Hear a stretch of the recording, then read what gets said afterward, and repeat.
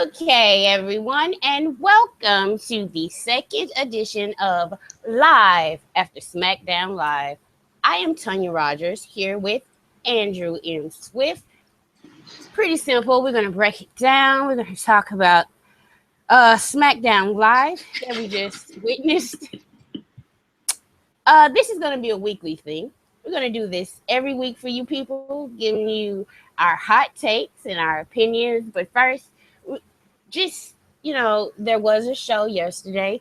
There was Battleground, but we'll get more into all of that later on. But we just want to talk about every week one major angle from Raw, and this week is pretty much unanimous. We have to talk about the new WWE Women's Champion, the boss of the WWE, Sasha Banks, and she defeated Charlotte in an incredible match last night, and I think everybody's been waiting for it, and I think most people thought it was going to be SummerSlam, but it was last night, and Andrew's been waiting on it especially. I'm going to let him give his thoughts about that. Go ahead.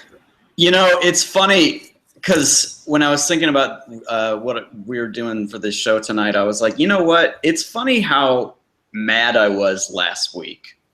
And after Sasha got pinned in that handicap match and how I was just all hating the world, basically. It's funny how things can change so rapidly in a single week. I was ready. I was fire and brimstone and just massively upset and frustrated and depressed. And now here I am with a massive smile on my face. My maybe favorite wrestler, maybe second favorite wrestler, I don't know, is the women's champion in a great match, big match. Sasha showed up on Raw, finally.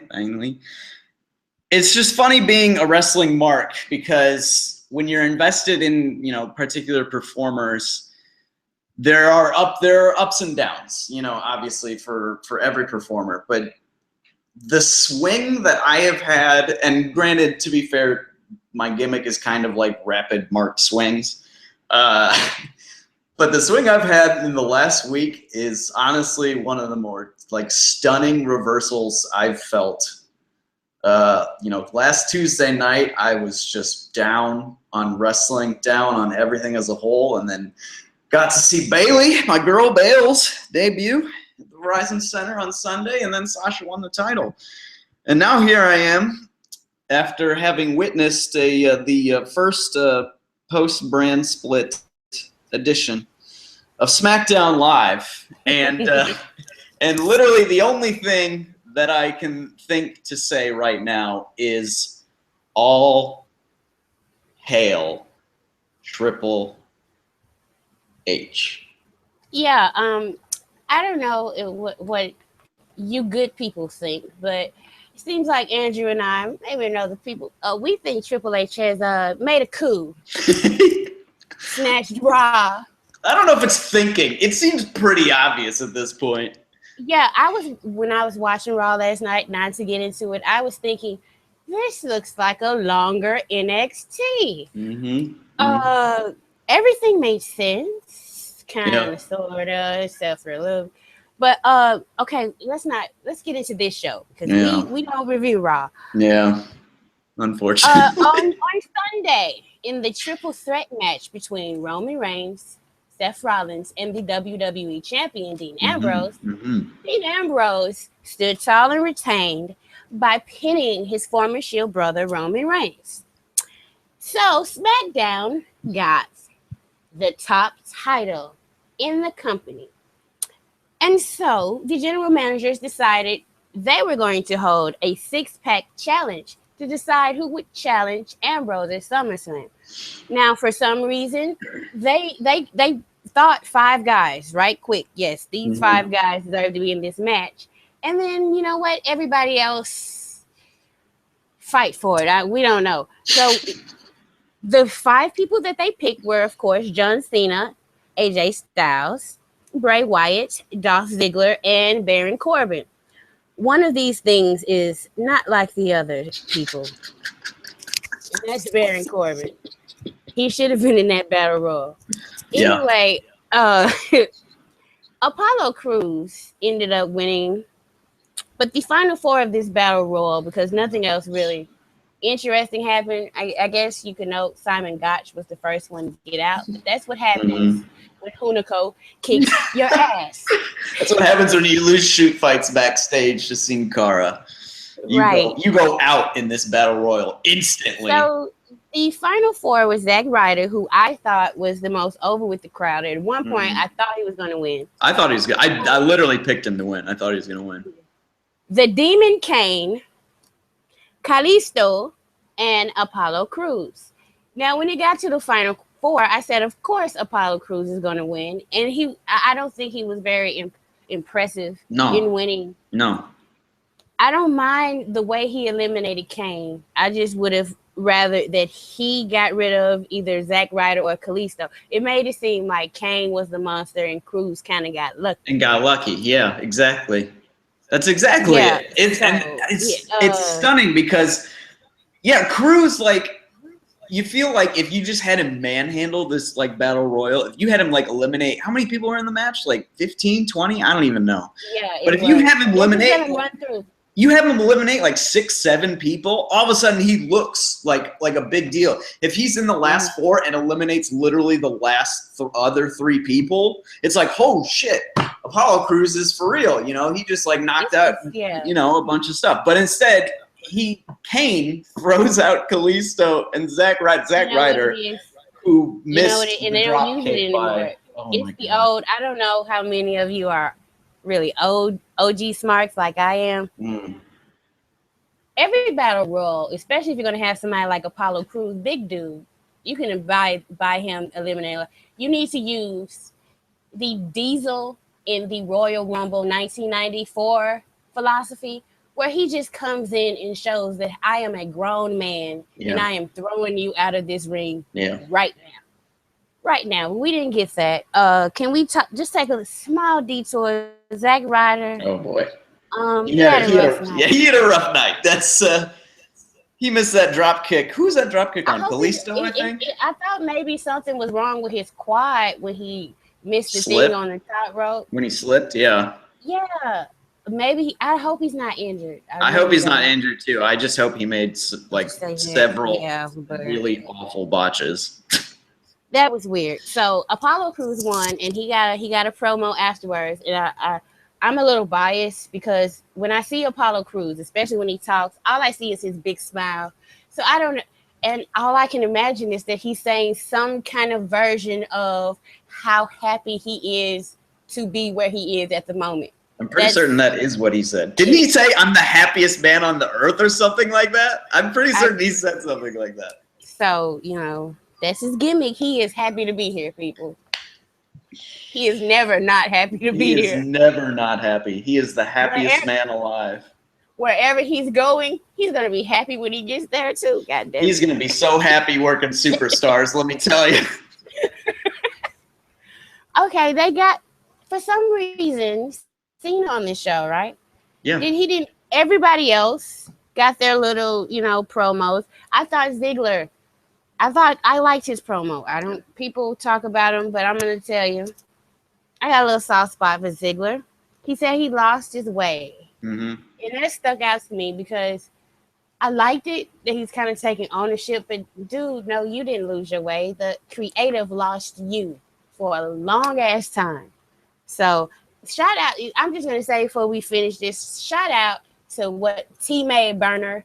I know he's a big Dolph Ziggler fan. I don't care if he's listening or not. He's marking out in the daily. Congratulations, dude.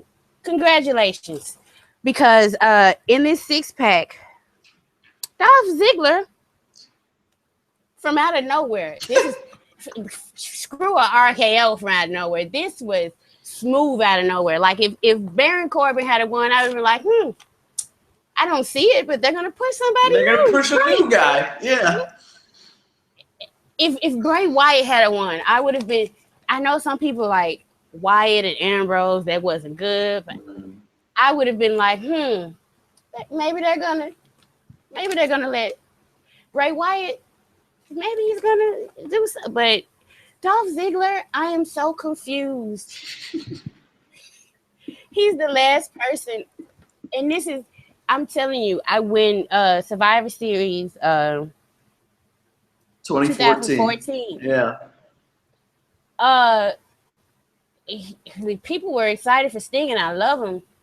His part really didn't make any sense because they were dead in the ring for 10 minutes while everything was going on. But Dolph Ziggler was the star of that match, and I was ready for something to pop with him. And it's almost 2 years later with pretty much nothing in between. He's and like a lot of some people like, I can't remember what he did. I can. Sheamus and the Kiss Me Yards stuff and God. Lana with Rusev and Summer Rae, and yeah, so I can remember. Yeah. So like this one is, I don't know if this. I'm so sorry. I just can't. Dolph Ziggler. Well, all right. What were the? All right. I did love AJ Styles' promo that he got before the 6-pack cluster, whatever the shit that AJ, was. yes, AJ was great. AJ Styles started with, people say this is the new era. Looks like the old one. Looks like the same thing as the old one to me, or something like that. And I was like, AJ Styles is shooting right now, live on SmackDown Live. How about that? I don't know. What did you think of the match? Because I literally, you know what? I was watching it. I was literally watched the whole thing, and I don't know a single thing that happened other than the pin. I literally can't remember anything.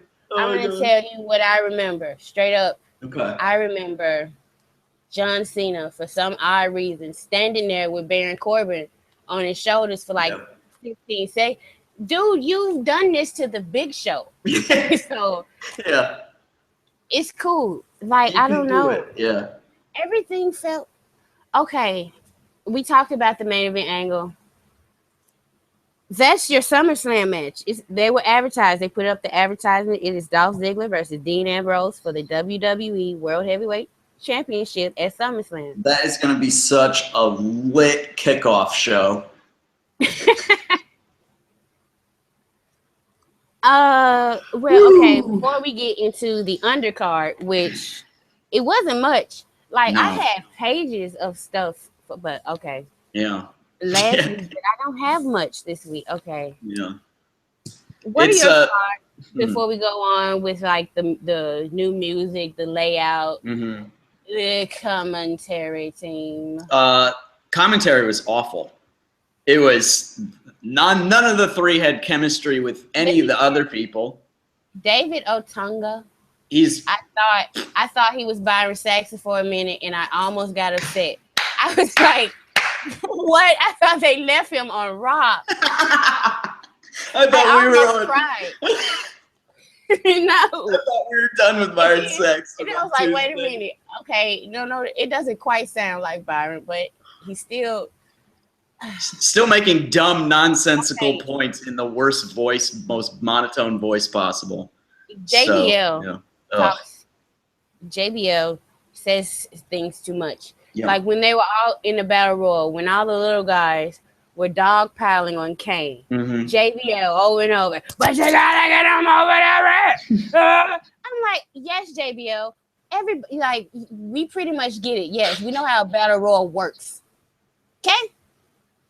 Yeah, nobody's flipping through. He's kind of like, shout out to Vidance who pointed this out. He's kind of like Gorilla Monsoon burying the wrestlers, huh? They're just going out there and beating up Kane, but they're stupid idiots because they gotta get him out of the ring. If you don't shut up. And then Mario Ranallo, like this is probably the only time in my life as a commentator, because like I'm a Southern girl. I love me some Southern wrestling. Jerry the King Lawler, King of Memphis Tennessee. As a commentator, I've always hated him.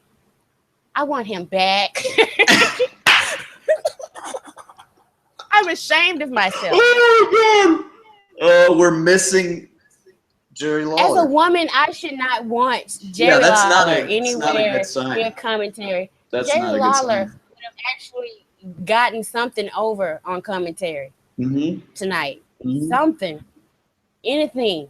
Jerry Lawler had decent chemistry with Morrow, and apparently Lawler was the one keeping Morrow in check, because now Morrow is just dropping like 800,000 pop culture references. I literally stopped writing them down at a certain point because I was like, this is bad. This is just bad.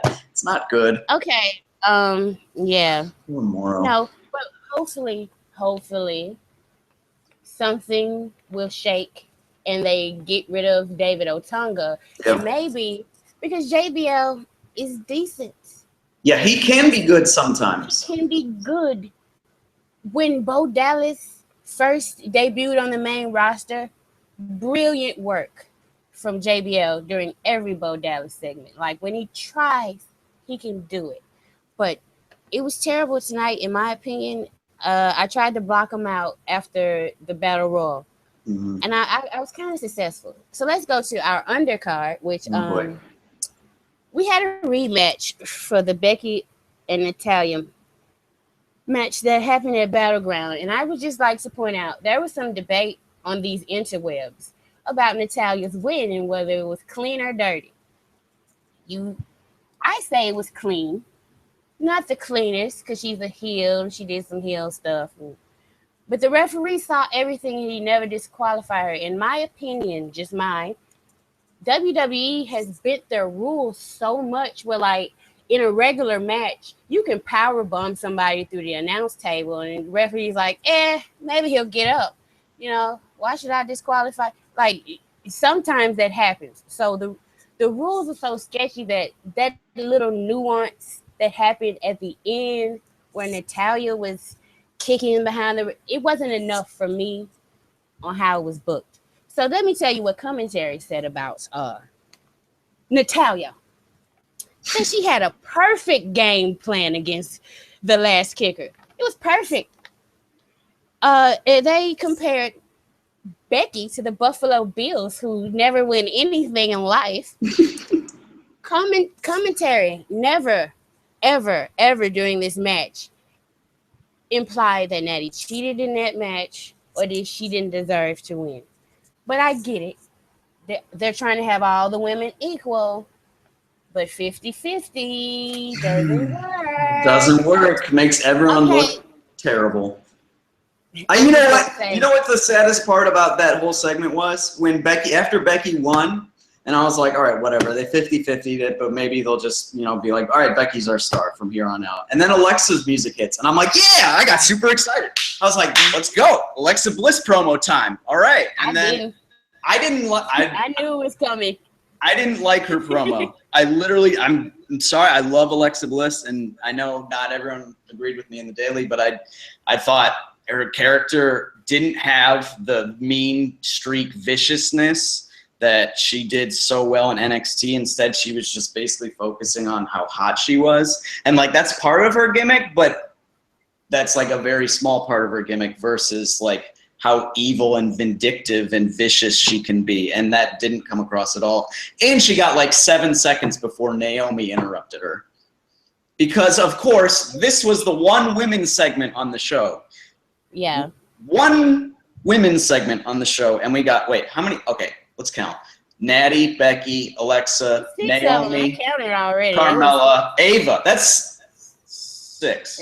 Yeah, that's 6. I'm looking at my hand. I'm got 6 fingers up, and I'm like, that's 7. No, it's 6. And the woman who looked the best, who honestly may have been the best part of the show. Listen, let me tell you, that was the best part of the show. Sometime I'm going to enter the room exactly the way Eva Marie came out tonight. Do you understand me?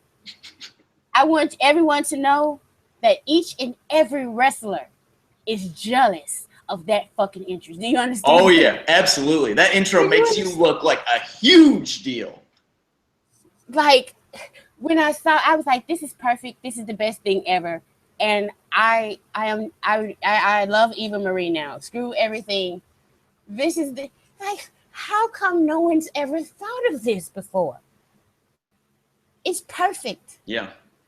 I think she's been doing this on the house shows. I think they've been doing on the house shows. Whoever came up with this one, whoever it was, you just brilliant. Yeah. It's brilliant. I'm gonna tell you what. That was the best part of the show for me. That was up. That was up there. Oh my that goodness. Was a good show. The other good thing on this show, because there were two good things on this show. The other good thing on this show was Heath Slater showing up out of nowhere and proclaiming himself the hottest free agent and demanding to know why nobody had signed him. And I was like, you know what? I was feeling pretty down about the show at that point. I was feeling really down about the show at that point. Heath Slater showed up and he gave me my smile back a little bit. I was like, all right, Heath Slater, if he just comes out and does this like every week on every show, he will become a star. Like seriously, he will be a star if you just have him be delusional. It's going to happen. You want to know why? Because who showed up during that? Rhino, who is actually the hottest free agent in the country right now, in the world. When Shane delivered that line, Rhino is the hottest free agent. I'm looking at him right now. I was just like, does anyone else in the back, like, do any of the performers hear that and are like, wow, we're so screwed. I wish we were on Raw. I bet Cesaro was texting all of them being like, oh, man. This is amazing. And he got a story out of it, too. He got a gimmick story out of it. And he's on the, oh, my God. Wow. Okay.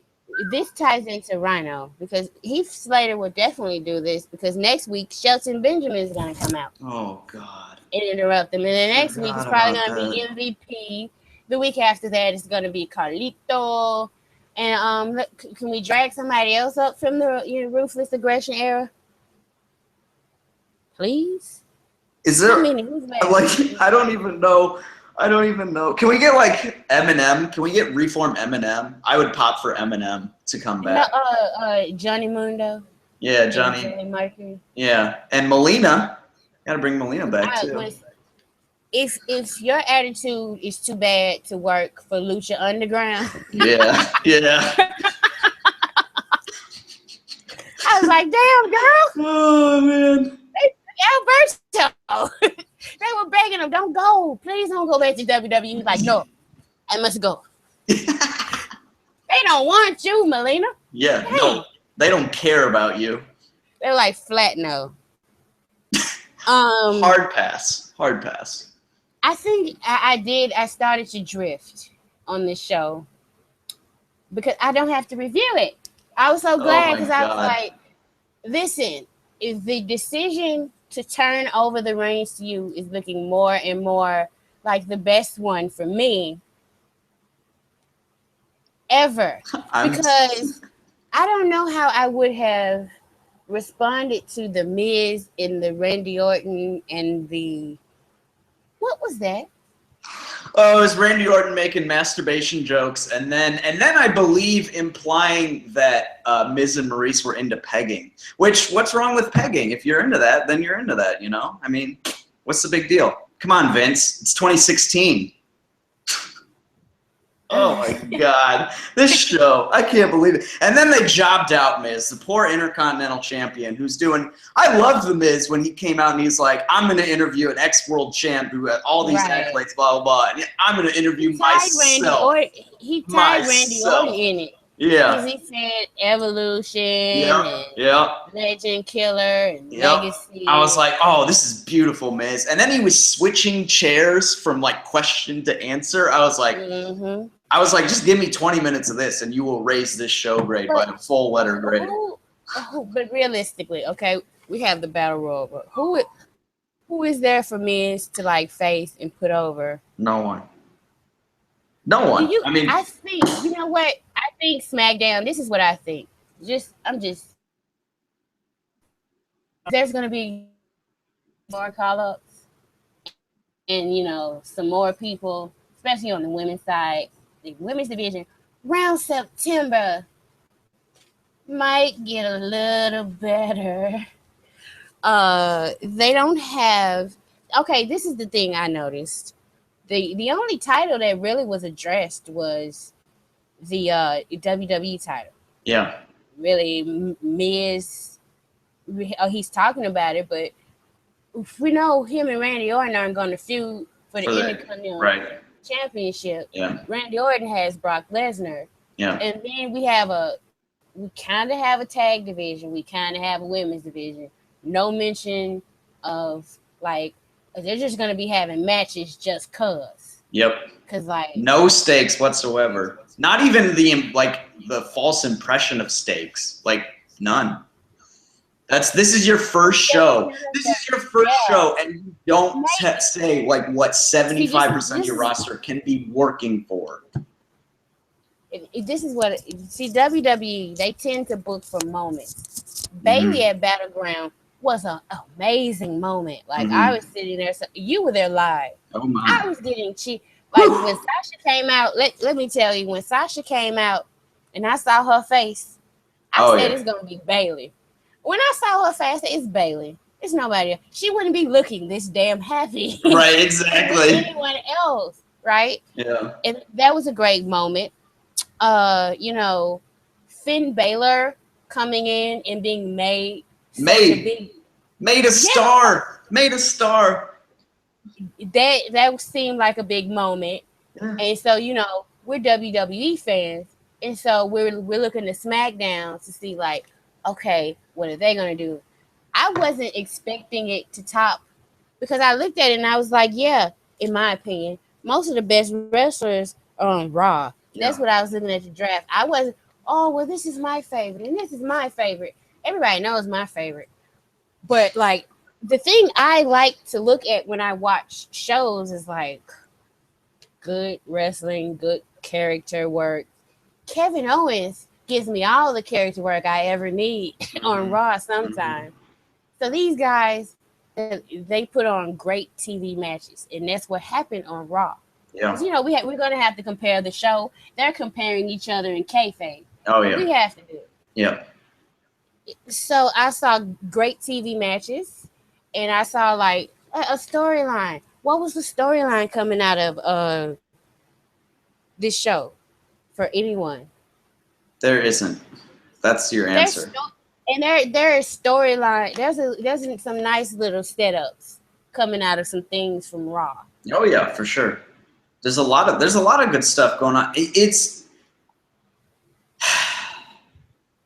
so funny how quickly I switched from desperately wanting Bailey on SmackDown to desperately wanting Bailey to go to Raw when she gets called up. Oh my God. Please, Trips, don't break my heart. Well, you know what? To me, okay, listen. After last night, I'm pretty much, I do my little comments here and there, but I'm pretty much mostly a lurker now. So, it was raining unicorns in the comments last night. And I was happy for Sasha. Happy a lot of things. My favorite wrestler is free. Yay! I'm so happy. You have no idea that Finn Balor could be the face of this company. Yes, I 100% support it. Like, I know some people are down right now. Let me tell you, those people who are listening, you know who I'm talking about. You're fans of that guy. He's in the doghouse right now, but it's okay because he's fucking free. You hear me? Wherever see you start to complain, he wins. Or he loses every match from now on. You keep saying he is fucking free. And guess what? He's probably still making the same amount of money he was. So it's all good.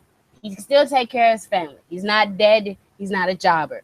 Okay, that's all I wanted to say on that. But like, I just don't understand what happened with this show. That's why I'm like, maybe. Okay, they also announced the big announcement other than, because, on Raw they announced that there was a new title, the WWE Universal Champion. Is that it? Yeah, WWE Universal Championship, I believe.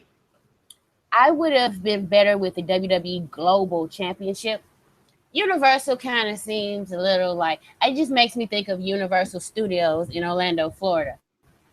And people have brought up NBC tied to Universal. They are in business with Vince. It's like, well, there you go.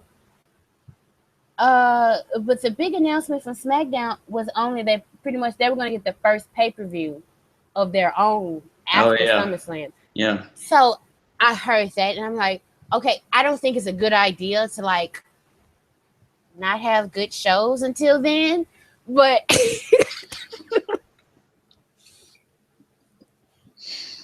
oh, How Tanya? How did we get swerved into reviewing the Vince show? How did this become our lives? I don't know. I'm gonna have fun. You understand me? Because Well, I you're love not writing the review. You're not fucking writing the review. Oh. that's that is true. I feel for you. I really do. I don't think because to me talking about it is better because writing for me and I know for you too, writing's a bit more personal for me. Yeah, That's yeah. why I said I can't write about the WWE anymore. They've broken my heart one too many times. But okay, here's the positive. Perhaps maybe they're gonna go all in with Dean Ambrose and see what's shaking on his side of the town. And considering where the pool is, like who would you have chosen as his opponent? Like just saying we're gonna push him. Like Dean Ambrose is gonna be the face of SmackDown for such and such. You know, he's got the Stone Cold podcast coming up soon. So who would you have rather have him face at SummerSlam? If you Well, were all picking, right, okay. If I was picking who I would rather have Dean Ambrose face at SummerSlam, I think I would. You know what? I think I would be fine with Dean Ambrose facing Dolph Ziggler if it wasn't for the championship, and it was on the pre-show. And the SmackDown main event was, as it should be, the two stars on the actual show, John Cena and AJ Styles, who somehow got zero shine out of the first live SmackDown after the draft. Andrew, John Cena did nothing on this show. John Cena. Andrew, this is why people, when they read your reviews, they're like, "Who pissed in your cereal?" You can't. You. This is what you've got. This is what they're giving you, and you're like, they deserve to be on the pre-show. Now I'm going to stick up for Dean Ambrose. Mhm. I think this could work. And you know what? I think it would have worked even better had somebody made him look credible at WrestleMania Yeah, right. this Seriously. year. But that was the whole difference. And I don't think Jericho made a lick of difference. No, We were all Jericho's just terrible. like, we were like, but it didn't help or hurt, in my opinion. It's like, can this be over yet? Can this be over yet? Is it over yet? God damn it. Somewhere that Ambrose Asylum match is still taking place in some alternate reality. It's still going on right Chris now. Jericho is still pulling out thumbtacks, 69 Right. thumbtacks from his body. But Nice. so you're just burying the entire main event scene of SmackDown. You know, you never know. You see, this is a weekly thing. Some people have to remind you. This is an ongoing story, Andrew. So you don't know if this is just, you know, the main event or they could add some more people. And you know, the fact that they didn't rely on Cena says that they are trying to build more stars. And for so long, people were like, when is it gonna be Dolph Ziggler's turn? Well, I tell you when.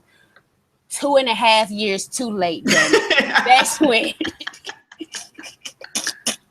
You knew I was setting you up. Oh didn't you? yeah, for sure, for sure. Oh, my God. Oh man, so long after he's become irrelevant that he's literally saying I lost my way in promos, and then he becomes Yeah, the he said he number one lost contender his way. that same night. It's not a road to redemption for Dolph Ziggler. This is not his bottom where he's going to be like, all right, I got to work my way up through the card now. He's just going to immediately go to the main event after being like, my career sucks right now. See, the thing is, okay, and if you do that with a guy like this, like, what do you do after Dean Ambrose pins him? Because please do not tell me that Dolph Ziggler is about to be the WWE World Heavyweight Champion. I don't believe it. It's possible. Anything is possible in the WWE, as they always say. But I do think with this pick, because I told you when we first started talking about this on the pre-show, I didn't know what to think. I was at a loss for words. So sitting here and talking it out, it's like the only logical thing is Dolph's gonna turn heel. Yeah. First of all, which if Dolph in any role right now for me is heel. Mm-hmm. I think that might work. I think it might. It could. But I think he would have to go. He would have to Braun Strowman it a little bit, cut your hair or put on some different clothes. Yeah, or do something. some stuff. Well, it'd have to be written well and booked well, and it's going to be neither of those things. So.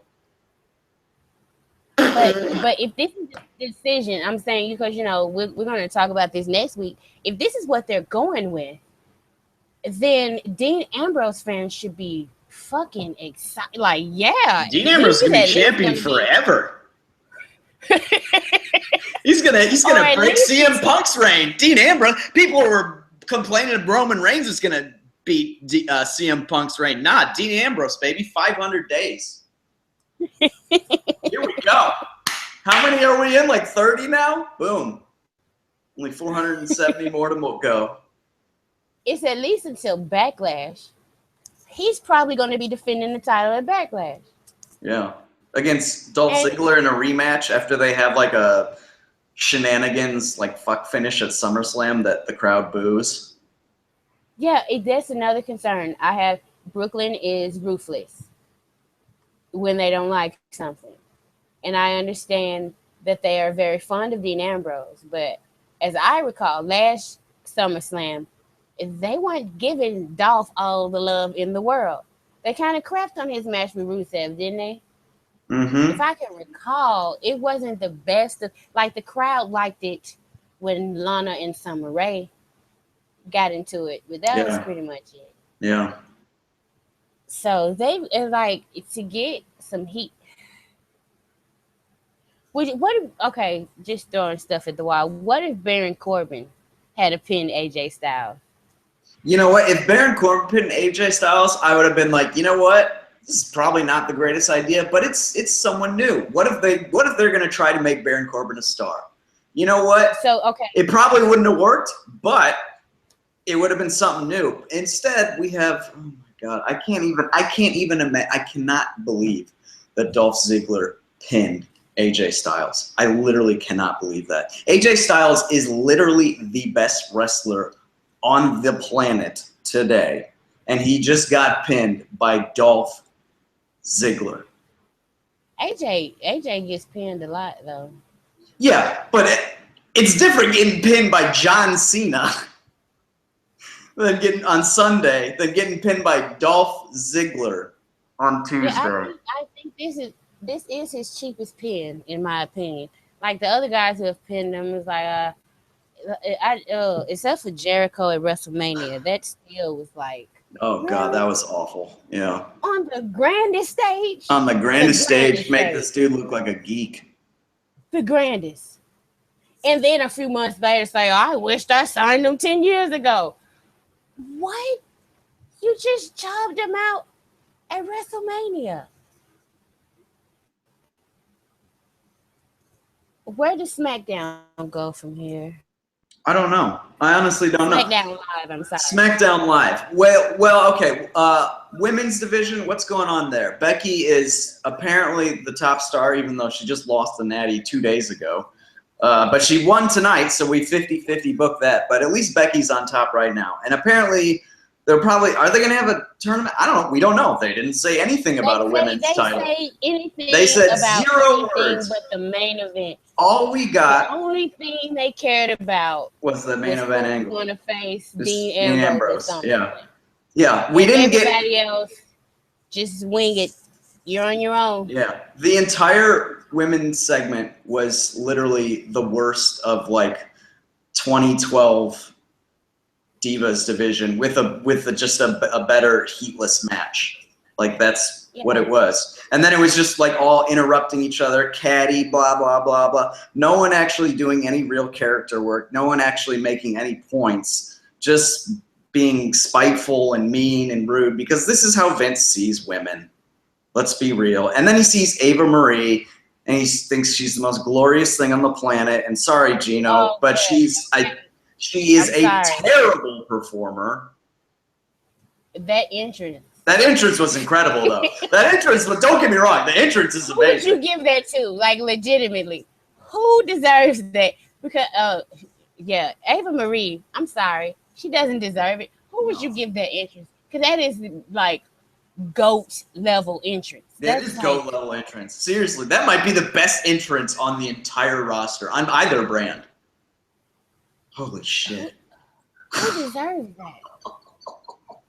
Sweet Jesus. Like, you would think that the most, like, the best. I have to review this show. You would think with that entrance that you would think somebody better than Eva Marie's coming out. That's what you think. That's a Gorgeous George entrance. Like, that's top heel, like, most hated. Well, okay, maybe she's the most hated person. But that's, like, top performer level entrance, you know? That's something Ric Flair definitely. Yeah, that's Ric Flair shit right there. Right. With the robe and all. Oh, my God. I can't believe this. Triple H is the smartest man in wrestling. Again. He is. He really is. I'm going to put him over huge. He's done a coup. And he is somehow convinced. Okay, all you have to do is put Cena on SmackDown. We all know Vince is going to care about Cena above everything else.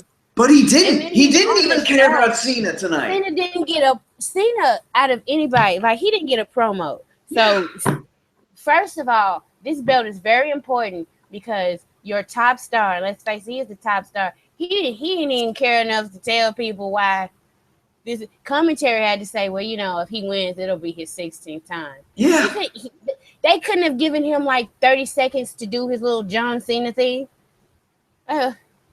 John Cena's like, look, this is Tuesday, and I would really prefer if I was on Raw. Yeah. But I'm going to be a team player here. I'm a team player. Good old John, team player. He said, listen, what if Cena was like to Vince, okay, you know what? I'm going to work on SmackDown, but you cannot push me in the main event. And Vince is like, what? What do I do? I'm so confused.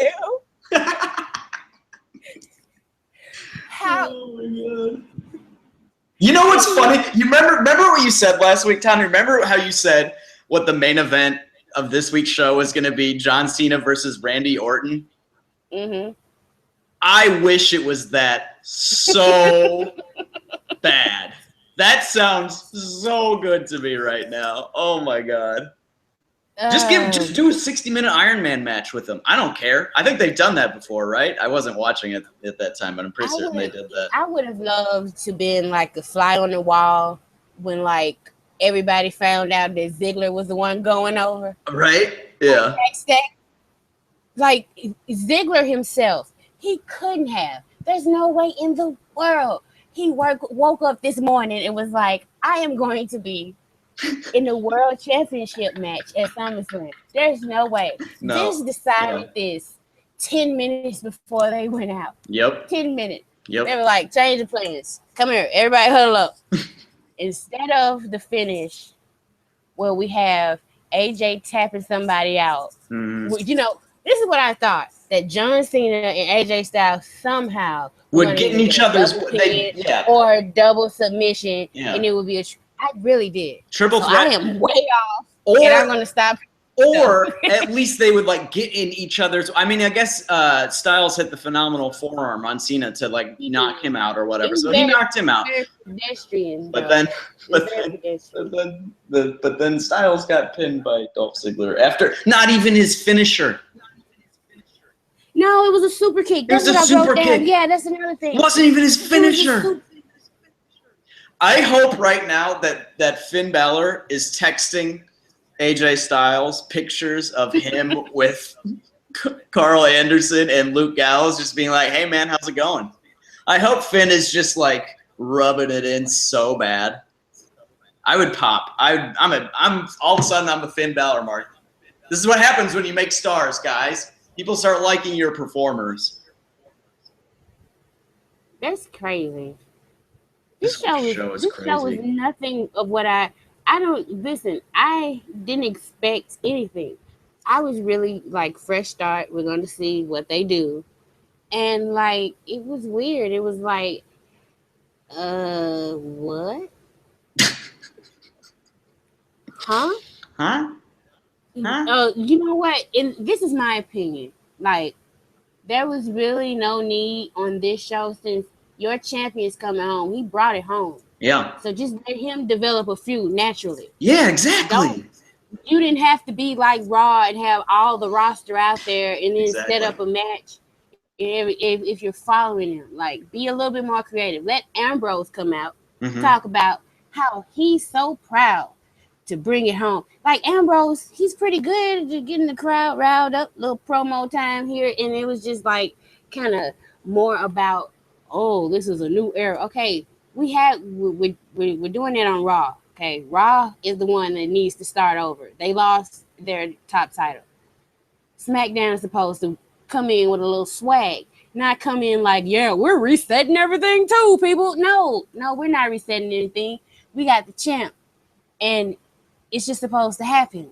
Like, he comes out and says, whoever wants it, come get me. And somebody comes out, and there you go. Yeah. It was kind of weird. It kind of highlighted the flaws of the show to me. Well, especially when they threw that battle royal on, and I was like, okay, so you just gave me two really good fatal 4-ways, and in a main event to decide not even who would be the number one contendership for the title. They decide who gets to face Prince Rollins for the title. So they're not even like a challenger.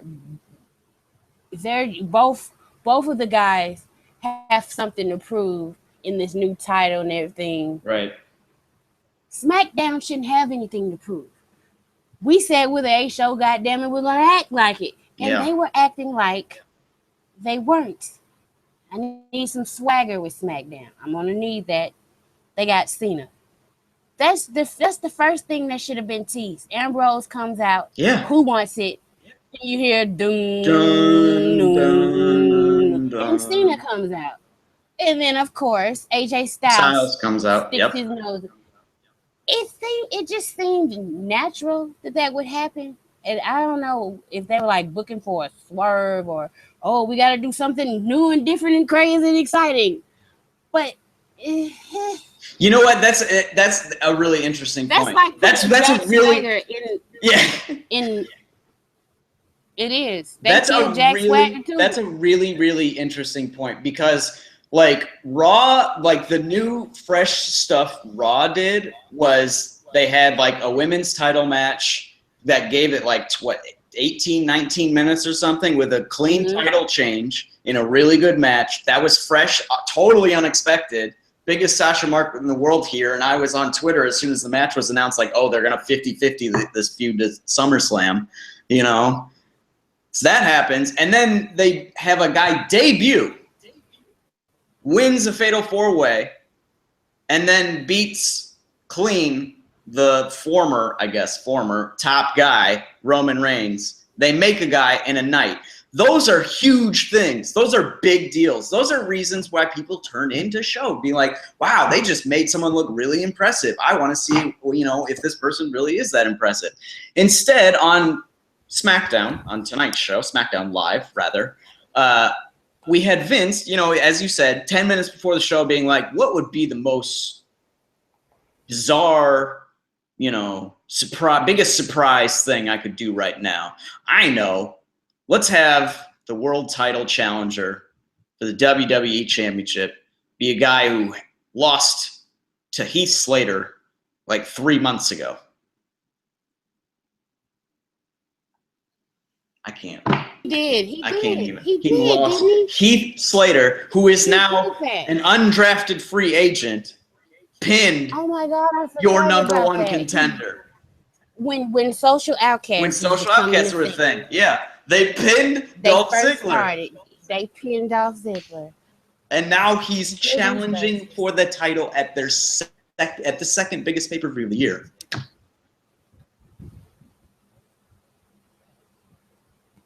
This is where we're at. We're just stunned silence. People who are listening, this is where we have fallen. We just don't even know how to explain this show anymore. And it was the first night. Oh my God. It was. This doesn't. And I saw some people like, well, like they were saying, I'm not watching Raw after the draft. They saw SmackDown. Like, I'm not watching this again. I'm not watching SmackDown.